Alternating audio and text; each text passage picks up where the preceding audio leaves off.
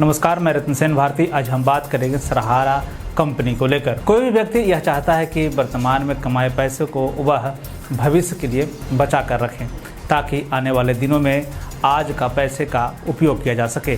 ऐसे में कई लोगों ने सहारा इंडिया कंपनी में हजारों करोड़ों रुपए का निवेश किया था, लेकिन जब पैसे निकालने की बारी आई यानी कि मैच्योरिटी पूरी हुई तो सहारा ने पैसा देने से साफ तौर पे मना कर दिया। बता दें कि सहारा इंडिया पर बाद के दिनों में 50,000 करोड़ रुपए गबन का आरोप लगाया गया।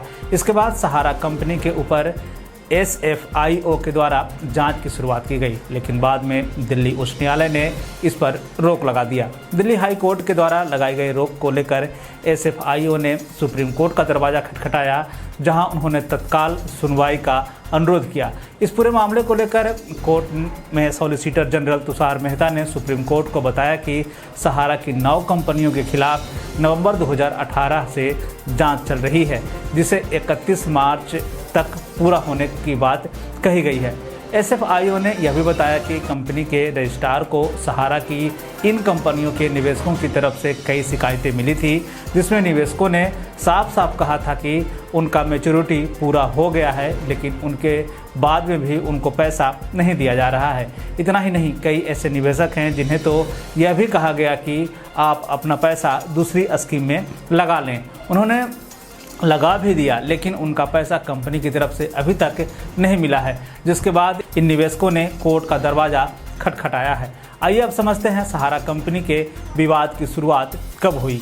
निवेशकों की तरफ से की गई शिकायत के बाद इसकी जांच 14 अगस्त 2018 को केंद्र सरकार ने सहारा कंपनी के खिलाफ जांच की सिफारिश दे दी। इस दौरान सहारा कंपनी के सहायक क्यूसॉफ्ट यूनिक प्रोडक्ट रेंज लिमिटेड, सहारा क्यू गोल्ड मार्क लिमिटेड और सहारा हाउसिंग इन्वेस्टमेंट कॉरपोरेशन शामिल है। इसमें जो है जांच की प्रक्रिया शुरू की गई। 31 अक्टूबर 2018 को कॉरपोरेट मामलों के मंत्रालय ने इस मामले की जांच का जिम्मा SFI को सौंपा। एजेंसी से जांच में पाया गया कि Sahara commercial corporation limited, Sahara India financial corporation limited और Sahara India real estate corporation limited ने निवेशकों से ज़्यादा रिटर्न का लालच देकर करीब 50,000 करोड़ रुपए जमा करा लिया।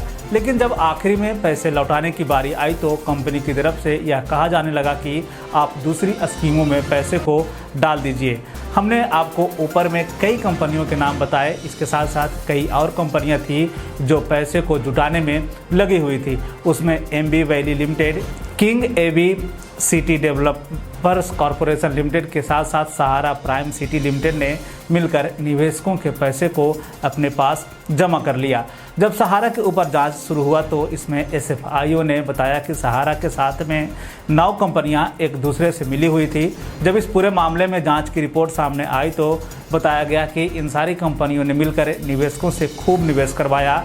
इसी जांच की कड़ी में 27 अक्टूबर 2020 में 6 और कंपनियों की मिलीभगत का मामला सामने आया। इसके बाद जांच के दायरे को और भी आगे बढ़ाया गया, जिसमें SFIO ने कहा कि 9 कंपनियों ने प्रमोटर्स, डायरेक्टर्स और सहारा ग्रुप की दूसरी कंपनियों में फंड्स का बड़ा हेरफेर का मामला सामने आया है। इसी जांच की प्रक्रिया में SFIO ने यह भी कहा कि कंपनी की धारा 212(3) के तहत जांच पर रोक लगाई है, जो कि गलत है। SFIO ने यह भी कहा कि इस धारा के तहत 3 महीने में जांच पूरी हो जानी चाहिए थी। अब इस मामले में पटना हाई कोर्ट में इस मामले की सुनवाई हो गई है। पटना हाई कोर्ट में सुनवाई के दौरान दोनों तरफ की दलीलों को सुना है, जिसमें कोर्ट ने सहारा को कहा कि वे पैसे जल्द से जल्द लौटा दें। इधर कंपनी की तरफ से दी गई दलील में यह कहा गया कि सेबी की तरफ से पैसा मिलने के बाद हम निवेशकों को पैसा देंगे। ऐसे में अब देखना है कि सहारा निवेशकों को कब तक पैसा लौटा पाती है। पटना हाई कोर्ट में अगली सुनवाई 20 अप्रैल को होगी। तो ऐसे में एक तरह से कह लें कि अब जो है यह पूरा मामला पटना हाई कोर्ट में लटका हुआ है। हाई कोर्ट की तरफ से जो आदेश सामने आएंगे उसके बाद से जो है यह उम्मीद की जा रही है कि निवेशकों का पैसा अब उनके पास पहुंच जाएगा।